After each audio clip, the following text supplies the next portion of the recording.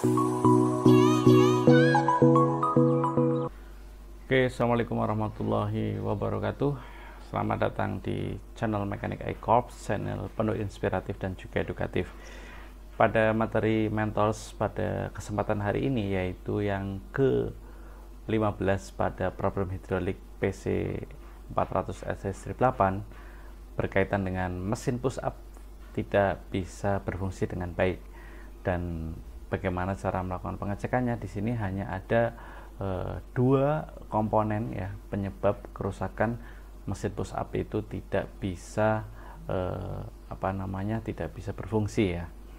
Nah, yang pertama yaitu berkaitan dengan mesin push up solenoid valve ya. Dan yang kedua yaitu berkaitan dengan safety suction valve yang ada pada boom control valve. Nah, teman-teman bisa melakukan pengecekan pada dua item komponen ini. Item yang pertama yaitu berkaitan dengan mesin push up solenoid valve. Caranya yaitu dengan cara mengukur output pressure ya, dimana pada kondisi engine running dan high idle, kemudian posisikan mesin push up switch-nya itu off atau on. Ketika off, berapa output pressure-nya? Ketika off, output pressure-nya standarnya adalah minimal 28 kilo. Dan ketika kondisi mesin push up-nya itu on, ukur berapa output pressure-nya, minimal adalah sekitar 0 kilo ketika on, 0 kilo ketika off, minimal 28 kilo. Nah, teman-teman bisa melakukan pengukuran pada output solenoid pressure-nya. Oke, yang kedua yaitu kemungkinan kerusakan pada safety suction valve. Nah, untuk safety suction valve ini teman-teman cek saja secara fisik, visual cek apakah valve-nya itu aus ataupun ngejam, sekret. Nah, seperti itu teman-teman. Springnya sendiri apakah sudah bengkok, keausan sudah parah. Nah, teman-teman cek. Kemudian pada hole yang ada pada spoolnya, apakah hole-nya itu rusak. Kemudian pada lip-nya spool itu sudah terkikis. Nah, itu yang bisa menyebabkan kebocoran atau mesin push up-nya itu tidak bisa berfungsi dengan baik.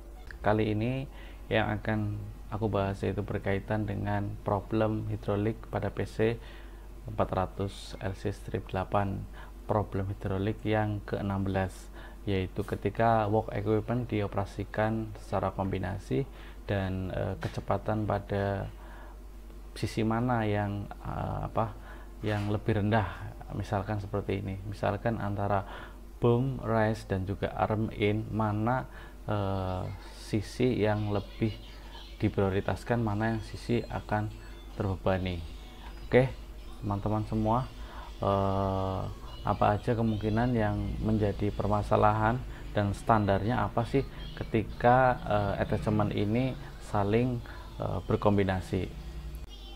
Nah, teman-teman, kemungkinan kerusakan pada malfunction pressure compensating valve-nya ya, di sisi yang kecil dan di sisi yang besar ya, yaitu cek teman-teman untuk pressure compensating valve pada sisi yang kecil. Nah, apa aja ketika apa yang harus kita lakukan pengecekan ya.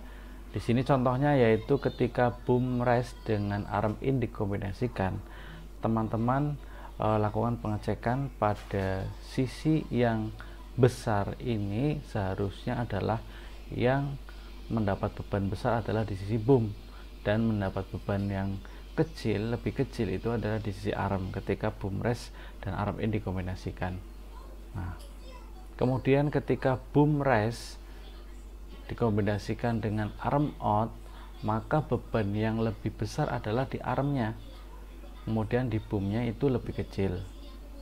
Nah, yang ketiga yaitu ketika boom rise dioperasikan dengan arm out, boom rise dioperasikan dengan bucket crawl ya, boom ini akan jauh lebih besar beban loadnya dibandingkan dengan bucket. Nah, ketika arm out dikombinasikan dengan bucket crawl, maka beban yang lebih besar adalah pada armnya, sedangkan yang lebih kecil adalah di sisi bucket.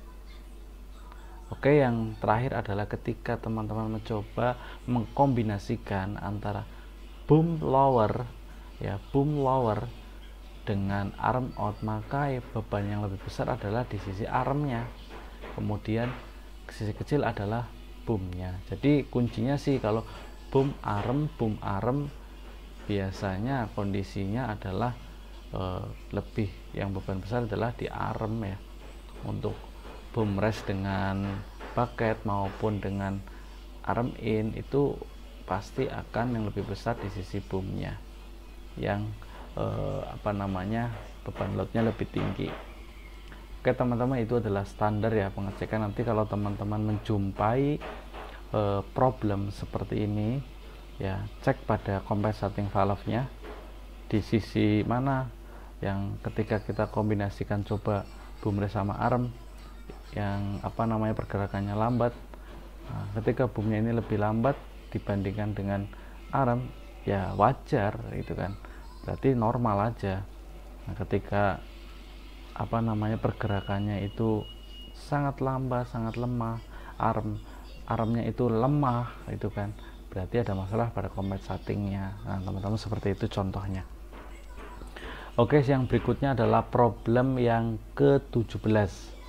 Problem yang ke-17 ini berkaitan dengan swing ya, swing dan juga boom rest dioperasikan secara bersamaan. Boom rise speednya itu lambat, jadi boomnya itu lambat naik ketika dikombinasikan dengan swing. Sering bukan teman-teman? Tentunya ini sering sekali dirasakan karena operasi dari EXA juga seperti itu, mainkan swing dan boom.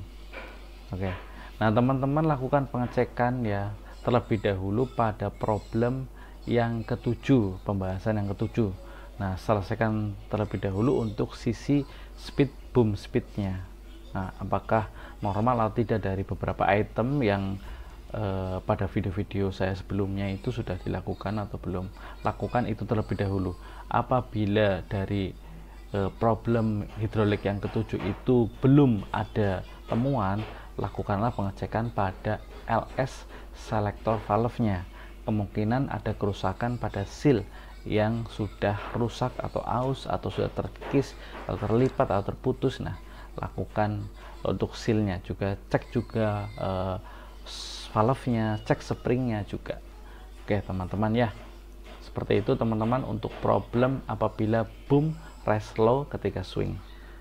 Selanjutnya untuk problem yang ke-18, yaitu berkaitan dengan apabila swing dengan travel dioperasikan bersama-sama tetapi travel speednya jauh lebih rendah, jadi travel speednya itu lemah.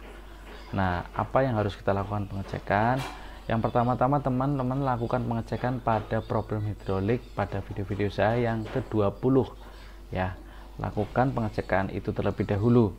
Apabila dari item problem hidrolik yang ke-20 itu sudah dilakukan tapi belum mengalami temuan atau belum menemukan problemnya, teman-teman lakukan pengecekan pada LS shuttle valve pada travel kiri dan swingnya. Lakukan cek sealnya, cek valve-nya, cek springnya apakah mengalami kerusakan atau tidak. Apabila mengalami kerusakan, lakukan penggantian, kemudian repair, seperti itu teman-teman. Oke teman-teman, semoga yang singkat sini bisa membantu rekan-rekan bekerja di lapangan dan bisa menambah knowledge untuk sahabat mekanik semua. Assalamualaikum warahmatullahi wabarakatuh.